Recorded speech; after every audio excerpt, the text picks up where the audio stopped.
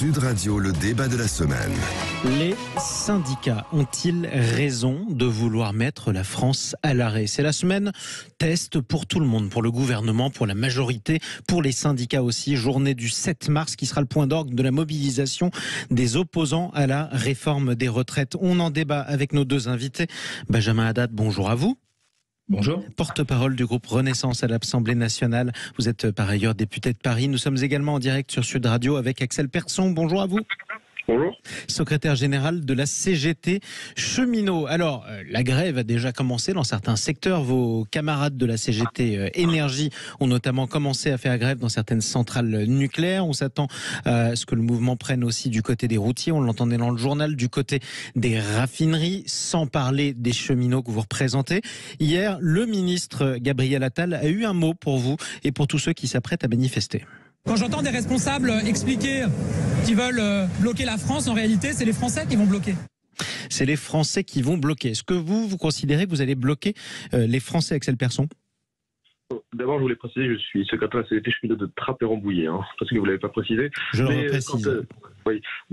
Quand on appelle à mettre la France à l'arrêt, on appelle à mettre en arrêt, en effet, toute la production économique dans la maintenant, et donc de mettre en arrêt l'économie. Donc, est-ce qu'il y aura par conséquences, par ricochet? Oui, il y aura des Français qui, comme on peut dire, seront bloqués, parce que c'est la conséquence de l'arrêt du travail. En effet, c'est la conséquence de l'arrêt du travail, puisque quand on ne produit plus, les services qu'on produit ou les produits qu'on manufacture ou les produits qu'on transforme ne seront plus effectués, tout simplement. Ou si on est instituteur, l'enseignement ne sera pas assuré. Donc oui, mécaniquement, il y aura des conséquences sur le quotidien. Et pourquoi on fait ça? Tout simplement parce que pour engager le rapport de force face au patronat, notre objectif, c'est pas tant de convaincre les députés ou les parlementaires, parce que ça, on sait qu'ils voteront conformément aux orientations que leur donneront leurs différents présidents de groupe et leurs différents partis. Ça, c'est pas ça qui va changer quelque chose. Ce qui est intéressant pour nous, c'est que l'objectif, c'est de peser sur le patronat suffisamment fort pour que eux ensuite ordonnent au gouvernement de ne pas mettre en œuvre cette contre-réforme, et c'est pour ça qu'on a recours à la grève. C'est pas tant pour peser sur le débat parlementaire, puisqu'on sait que c'est pas en réalité là, même si je pense que c'est intéressant de suivre les débats parlementaires, mais on sait qu'in fine, c'est pas là où ça se décide en réalité. Je tiens par exemple que la précédente contre-réforme des retraites avait été votée par l'Assemblée nationale. Enfin, il y avait eu un 49-3, mais en tout cas, d'un point de vue législatif, le système à points avait été adopté par le 49-3 par l'Assemblée, mais que finalement, suite à la grève et ensuite la coronavirus, sanitaire, le patronat avait décidé de demander au gouvernement de ne plus remettre le couvert et de laisser tomber pour jusqu'à maintenant, tout simplement. Faire pression sur l'opinion pour qu'elle fasse pression elle-même sur le gouvernement et la majorité que vous représentez. Benjamin Haddad. Mais vous savez, le ministre Gabriel Attal a raison. Quand on parle de mettre à genoux l'économie française, quand on parle de bloquer, paralyser le pays, qui vont en être les victimes? C'est les Français qui bossent, et c'est même pas souvent les cadres sup, les chefs d'entreprise qui peuvent faire du télétravail, qui peuvent rester chez eux, qui ont cette flexibilité. Moi, je suis député de Paris, ceux qui font parfois 1 heure de transport, les enseignants, les policiers, les forces de l'ordre qui viennent pour nous protéger, les personnels soignants, c'est eux qui vont trinquer, c'est eux qui vont souffrir de ce blocage. Quand on parle de mettre à genoux l'économie française, c'est les plus pauvres, les plus précaires, c'est créer potentiellement du chômage, bloquer des centrales nucléaires à un moment où on a une inflation des prix de l'énergie partout, chez nous comme chez nos voisins, et que les centrales nucléaires qu'on a réussi à remettre en marche ces derniers mois précisément nous permettent de contenir ces prix, de les faire diminuer. Qui va trinquer une fois de plus? Qui va voir ses factures d'électricité augmenter? Tout ça n'est pas très responsable. On est en train d'avoir un débat au Parlement, on l'a eu à l'Assemblée nationale, on l'a au Sénat en ce moment, avec une logique de négociation, de compromis en ce moment au Sénat. Le texte reviendra bientôt à l'Assemblée nationale. Il y a un débat parlementaire dans notre pays, un droit de grève naturellement qui est constitutionnel.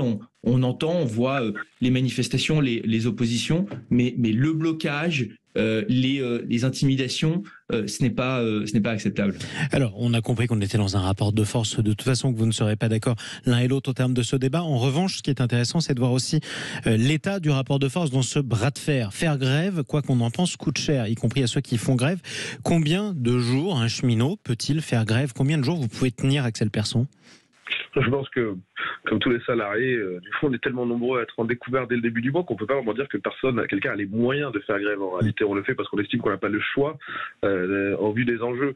Donc, quand on est parti en grève en 2019 contre le système d'un format point, personne n'aurait pensé que ça durait 56 jours et que donc on allait s'asseoir sur 2 mois de salaire avec 2 fiches de paye à 0 € consécutives. Donc la question qu'on se pose nous quand on est militant, et c'est pour ça qu'on insiste pour venir en Assemblée Générale, c'est pour faire comment on va surmonter ces difficultés-là. Il y a plusieurs façons de le faire. Si on est suffisamment nombreux, si on est suffisamment soutenu, dans ce cas-là, on peut solliciter des caisses de grève, mais ça veut dire qu'il faut les construire, ou au contraire, trouver des moyens de limiter l'impact de la grève avec des stratégies bien précises. Mais c'est des choses qu'on doit discuter en Assemblée Générale. Mais en réalité, la situation du pouvoir d'achat, elle est tellement dramatique aujourd'hui pour bon nombre de salariés que personne part en grève en se disant on a les moyens de le faire. On part en grève parce qu'on estime qu'on n'a pas le choix au vu des attaques qui nous sont imposées.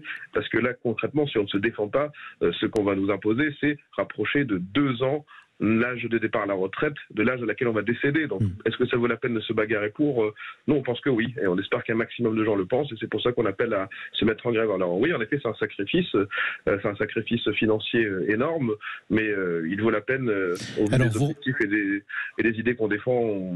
C'est pour ça, pour le coup, on estime qu'on est droit dans nos bottes. Vous représentez les cheminots, on le rappelle, CGT de Trappes et de Rambouillet, pour ceux qui écoutent Sud Radio dans les Yvelines sur le 99.9 FM.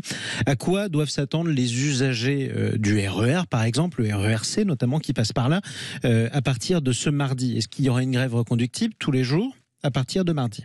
Oui, à partir de mardi, donc on est en grève reconductible. Donc d'un point de vue très concret, pour ceux qui se posent la question, c'est-à-dire que oui, à partir du 7 mars, il n'y aura pas ou peu de trains, il y aura peut-être quelques trains qui rouleront, mais en tout cas il y en aura peu, voire pas sur certaines branches. Et ensuite, tous les jours en Assemblée Générale, en général c'est le matin, vers 10h en général, une Assemblée Générale réunit l'ensemble des grévistes, qu'ils soient syndiqués ou non, on débat de la situation, on fait le point un peu des forces, tout ce qui est d'un point de vue pratique, l'organisation des manifestations, les piquets de grève, éventuellement la gestion de la caisse de grève, différentes actions, et puis en dernier, on passe au vote et on propose la reconduction de la grève. Donc ce sont les grévistes réunis qui lèvent la main tout simplement pour l'arrêt ou la poursuite de la grève. Et tant que les grévistes décident de poursuivre, la grève elle continue tout simplement. Comment vous abordez cette semaine, Benjamin Haddad, porte-parole du groupe majoritaire à l'Assemblée nationale? Et nous on est déterminés, on continue à faire ce qu'on fait depuis des semaines, des mois. On travaille sur ce texte. Comme je vous le disais, il est aujourd'hui au Sénat, passera bientôt à l'Assemblée nationale. C'est un texte qui est absolument nécessaire pour pouvoir équilibrer et financer notre système de retraite. Il n'y a pas 36 façons de le faire ou de le dire. On a aujourd'hui un système de retraite qui est par redistribution intergénérationnelle, par répartition. C'est-à-dire que ceux qui travaillent aujourd'hui, les actifs, cotisent pour les retraités actuels. Il y a 40 ans, on avait 4 actifs pour un retraité. Il y a 20 ans, c'était 2 pour 1. Aujourd'hui, c'est 1,7. On a un problème de recettes. Alors, il faut se réjouir aussi. Notre population vit plus longtemps. On a une démographie vieillissante. Mais ça exige, dans un système de solidarité, de pouvoir le financer. Et donc, vous avez ceux qui nient même ce déficit qui sera de 13 milliards en 2027, qui va être de 250 milliards accumulés. Il y en a qui le nient. Il y en a d'autres qui nous proposent d'augmenter les impôts et les cotisations comme la NUPES, dans le pays qui a déjà le taux d'imposition le plus élevé de l'OCDE, de baisser parfois les pensions. Nous, on s'y refuse. Au contraire, on revalorise les pensions minimales. Et donc, à ce moment-là, il faut faire comme on fait tous nos voisins européens qui travaillent parfois jusqu'à 65, 66, 67 ans. Ce n'est pas ce qu'on propose. Il faut travailler un peu plus longtemps et donc décaler de 62 à 64 ans. Vous savez, on sait que c'est une réforme impopulaire. Et d'ailleurs, quand le président de la République a fait campagne dessus en 2022, il le savait, c'est pour ça qu'il l'a dit. C'était un moment de responsabilité, de vérité, d'honnêteté vis-à-vis des Français. Nous avons besoin de faire cette réforme pour les générations futures, pour garantir une retraite, parce que sinon, et je le dis en toute sincérité à mon interlocuteur, sinon l'alternative, c'est ce que font certains pays comme les États-Unis, c'est des retraites par capitalisation, où là, chacun